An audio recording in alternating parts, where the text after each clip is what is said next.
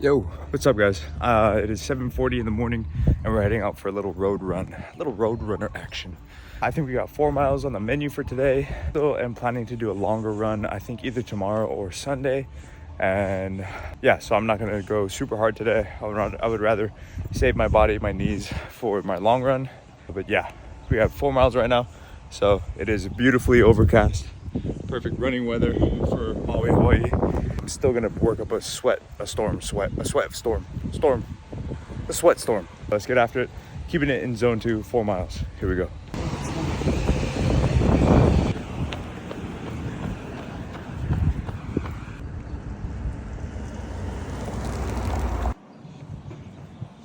Just finished that run up.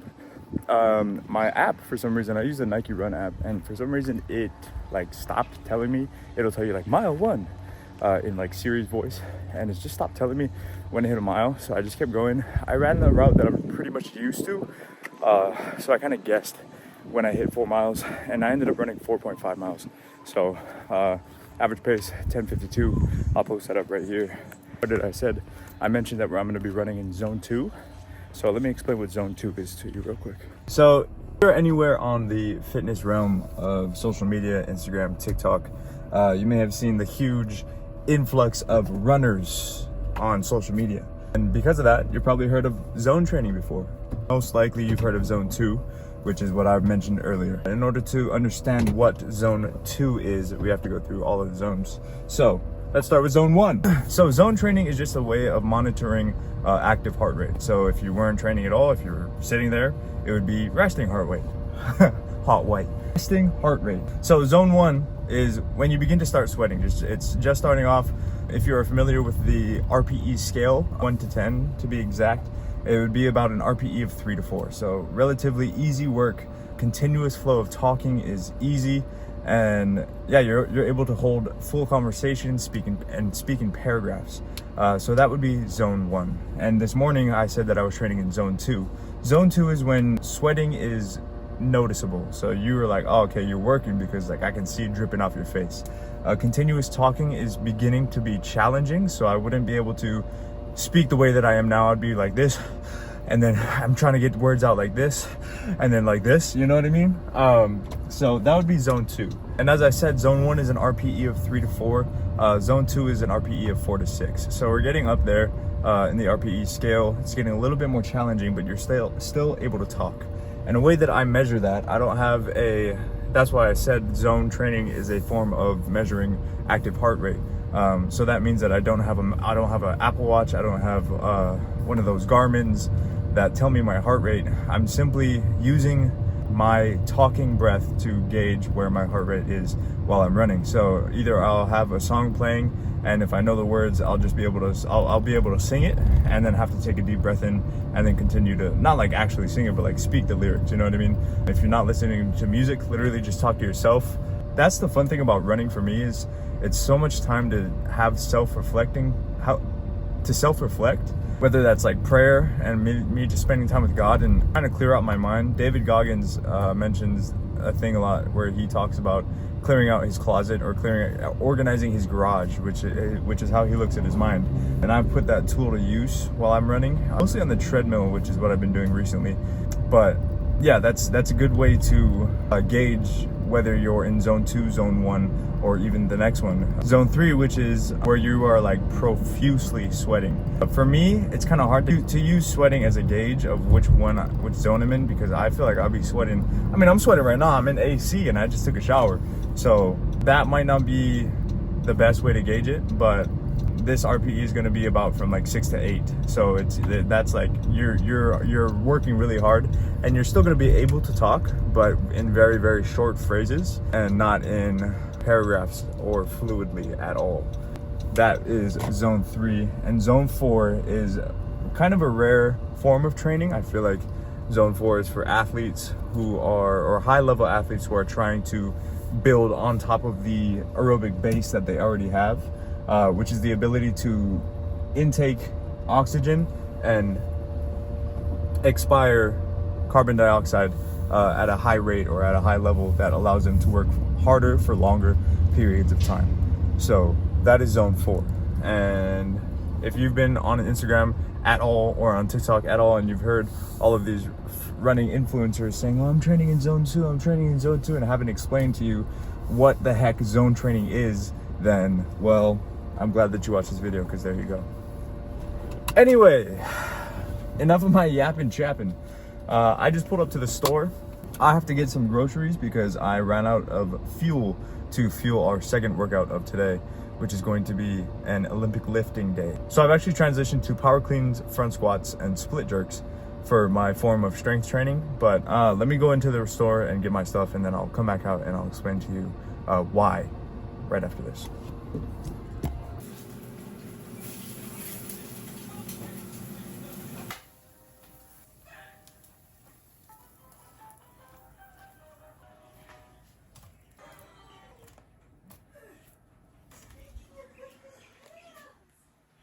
Oh my goodness. I got stuck in traffic in the pre-workout started hitting. But we here now. So let's go ahead and address the elephant in the room. The big old elephant in the room. I know. My beard looking nice. Nah, I'm playing. I know I've been missing for a while. I've been missing for approximately 2 months off of YouTube. Goodness. What can I say? I'm just locked in. Not into the YouTube game. I want to be.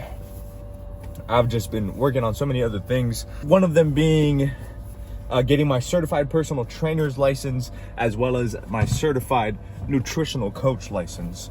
And I'm doing that through NASM. I've been working on it for the past 2 months now. So that's kind of when I stopped uploading to YouTube as much. And yeah, I've just been kind of grinding away at that, trying to get it done as fast as possible, because your boy is trying to move off of Maui. We've been planning on this since January, and we have been working and budgeting out and saving and trying to get as many things done to get it ready, because we're trying to me and Alyssa are looking at trying to get out of here by August. So we have a trip planned to leave on Monday and go visit the place that we want to move to. And I don't want to say it on camera yet, just because it's not set in the books for sure yet. And when it is, then I'll tell you guys about it. But other than that, I brought up how I'm substituting power cleans, front squats, and split jerks for my strength training instead of squats, deadlifts. Well, I'm still doing bench, so instead of squats and deadlifts. So I'm doing that because it takes a lot more axial fatigue off of me, and it's just substituting it for more functional movements than just heavy barbell back squats or conventional deadlifts. So that's what we have today. We are going to be doing front squats, starting off with front squats relatively light, kind of just getting my lats and my elbows used to being in the position of here, because they're not used to that and they're very tight. So starting off with relatively light front squats, then the meat of the workout is going to be power cleans. We're working on form, trying to go up in weight, and then we're going to go and finish off with another relatively light movement, just getting used to it without trying to hurt my knee again, because last time I did it I hurt my knee. Split jerks. So I don't think we're gonna be doing the split part of the jerk. I think it's just going to be front loading, amortization phase, and then explode to the overhead press. A bunch of kinesiology, physiology nonsense lingo. But yeah, I'm gonna get my shoes on, I'm gonna drink this, I'm gonna do my ritual pre-workout poop, and we're gonna get into it. Not a lot of talking during this workout, so just let me go work, but you guys can watch. See you soon. Cheers.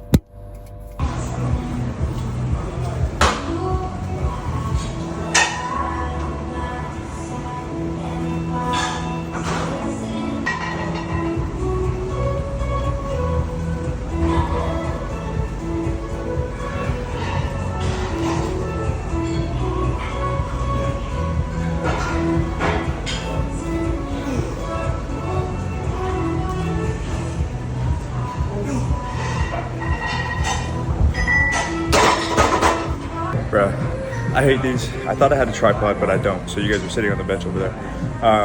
Last set, I really want to get better at these, but the limiting factor for me on front squat is my grip. My fingers just suck, my lats are tight and my elbows can't get to the range of motion that I want in order to hold the bar stably. So yeah, I'm gonna try to fully grip the bar instead of just letting it rest on my 3 fingers like it was last set. So yeah, this is the last set. We're gonna aim for 6. My legs can do it, it's just my fingers and my freaking arms that get super sore just holding the bar like that. But this is better than last week. It's going better than last week, so that's all we can ask for. Just slowly progressing. So we got one more set of 6, and then we're gonna move on to power cleans. So hopefully the tripod's gonna be free by then. So here we go, last set.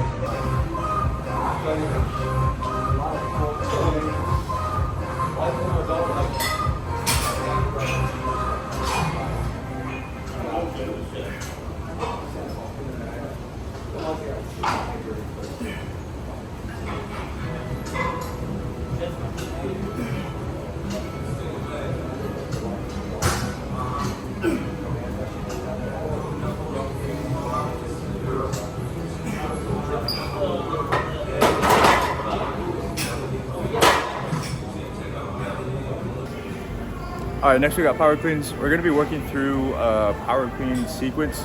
So I'm doing deadlift up to a high pull and then a full clean. And we'll do 2 sets of that for warm up.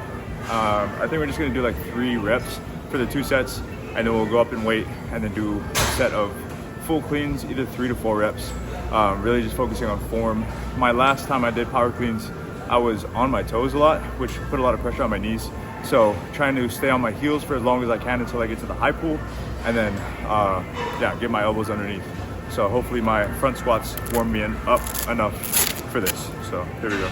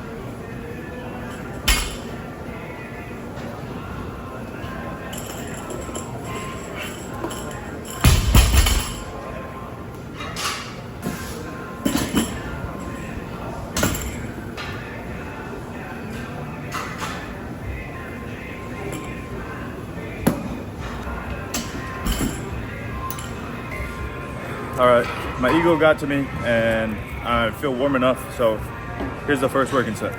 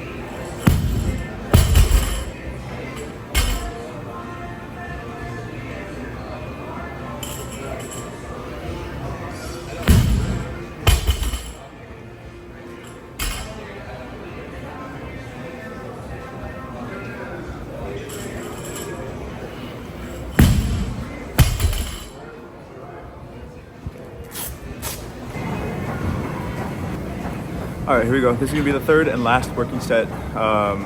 Just doing 3 reps. I'm focusing on trying to get a little hop when I land to get underneath the bar, because my extension's good, but I'm landing behind the bar, so it's putting a lot of pressure on my knees. So pay attention to my feet, where I'm starting, and then where I'm landing at the end of the little bit of the hop and the ending portion of the movement. So here we go, last set.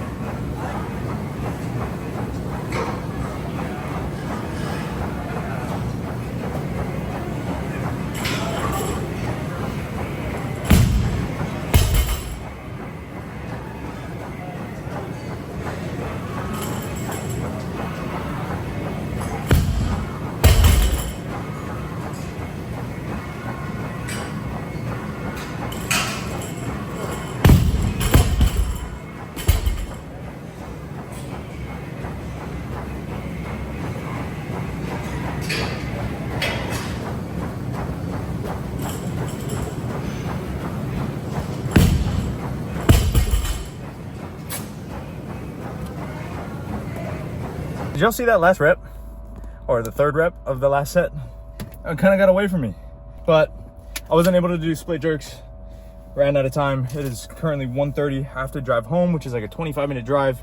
And then I have to go meal prep. And then I work at 5 back over here. So I gotta leave the house by like 4:30. I gotta do a couple more things before work. So it's just one of them days where you stay busy the whole time.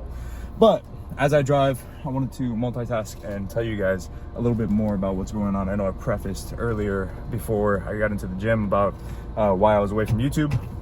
But I wanted to tell you guys about the changes in goals that I have made while I was away from YouTube. So I feel like last time I was on here, my main focus was just like get big, stay hard. You know what I mean? Don't die. Now I want to be functional, and that should have been kind of my focus the entire time, especially if I am going into marathon, or if I've been training for a marathon, which I have been. So I'm shifting my focus. I shifted my workout program from a regular 7-day cycle to now a 10-day cycle, where I'm doing 2 days on, 1 day off, and incorporating or prioritizing more functional movements like the ones that I did today, calisthenics, and working in like actually scheduling in my runs and not just running when I feel like I'm able to, because that's a fine line. It's a slippery slope of just doing it when I want to, you know. So now I have a scheduled out program, 10 days, 2 days on, 1 day off. And so I was bulking last time I was the last YouTube I did, and I finished my bulk. My goal was to get to 210. I got to 206. It was just time. I didn't feel good in my body. I didn't enjoy it. I wasn't having fun with it anymore. And I know, like, if I was preparing for a bodybuilding show, it would be different. I wouldn't care how I felt about how I looked. I would get it done. I would get done. I would finish it until the process was done. But I'm not getting ready for a bodybuilding show. I am training for endurance. So it was time to let go of my ego. It was fun being able to lift as heavy as possible, knowing that I had the caloric surplus and the energy to. But now I am still lifting the same amount of weight. I've still been progressing with the weights that I've been using in my every day in my lifts. So while during my hypertrophy focused sessions, geez, I am tracking my macros. At the end of my bulk, I was at eating 3,800 calories, and now I'm down to 3,200 calories and still aiming for 217 grams of protein. So right now I'm weighing in at 203. I lost those 3 pounds within the first week, and I've been kind of staying there. I'm using Macro Factor, the app by Jeff Nippert and colleagues. I think it's like $7 a month, and yeah, it's been going good so far. I feel great in my body. I feel strong. My lifts have not like taken a toll yet. So yeah, last time I weighed in was about a week ago, and weighed in at 203. I'm not super concerned about my weight. It's just how I'm feeling during my training and eating whole foods. And I will do a protein shake here and there. I just know that I have to go meal prep. I'm not gonna have enough time to eat 4 meals before I go to bed in order to get through all of my macros, because I'll be at work. So yeah, I work from 5 p.m. to midnight tonight. So I'll show you guys what I'm going to be cooking up for dinner tonight and possibly lunch before I go to work. But yeah.